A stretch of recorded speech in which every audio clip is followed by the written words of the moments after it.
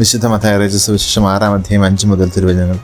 മനുഷ്യൻ്റെ മുൻപിൽ നിന്ന് പ്രാർത്ഥിക്കുന്നവനോ കൂടുതൽ വാക്കുകൾ ഉപയോഗിച്ച് സുന്ദരമായ ഭാഷയിൽ പ്രാർത്ഥിക്കുന്നതല്ല യഥാർത്ഥത്തിൽ പ്രാർത്ഥിക്കുക. അപേക്ഷിക്കുന്നതിന് മുൻപ് നമ്മുടെ കാര്യങ്ങളറിയാൻ ദൈവത്തിൻ്റെ മുൻപിലാണ് നമ്മൾ പോയി നിൽക്കുന്നതെന്ന് ഓർക്കണം. ദൈവത്തിൻ്റെ ഹിതത്തോടെ നമ്മുടെ ഹിതം ചേർത്ത് വയ്ക്കുന്നതാണ് യഥാർത്ഥ പ്രാർത്ഥന. നീ പ്രാർത്ഥിക്കുമ്പോൾ നിൻ്റെ മുറിയിൽ കിടന്ന് കഥകടച്ച് രഹസ്യമായി നിൻ്റെ പിതാവിനോട് പ്രാർത്ഥിക്കുക. രഹസ്യങ്ങൾ അറിയുന്ന പിതാവ് നിനക്ക് പ്രതിഫലം നൽകും. പ്രാർത്ഥന എന്നാൽ ദൈവവുമായുള്ള സ്നേഹബന്ധമാണ്, സ്വകാര്യ സംഭാഷണമാണ്. ദൈവം എൻ്റെ ഹിതമല്ല നിൻ്റെ ഹിതം നിറവേറട്ടെ എന്നാണല്ലോ ഈശോ പ്രാർത്ഥിച്ചത്. നമ്മുടെ പ്രാർത്ഥനകളും അങ്ങനെയാകട്ടെ. ദൈവത്തിൻ്റെ ഇഷ്ടത്തോട് നമ്മുടെ ഇഷ്ടം ചേർത്ത് വയ്ക്കാനായി ഈ നോമ്പുകാലത്തെ പ്രാർത്ഥനകളെ നമുക്ക് ഉപയോഗപ്പെടുത്താം. വ്യക്തിപരമായ നിശബ്ദ പ്രാർത്ഥനയ്ക്ക് കൂടുതൽ സമയം ചെലവഴിക്കാം.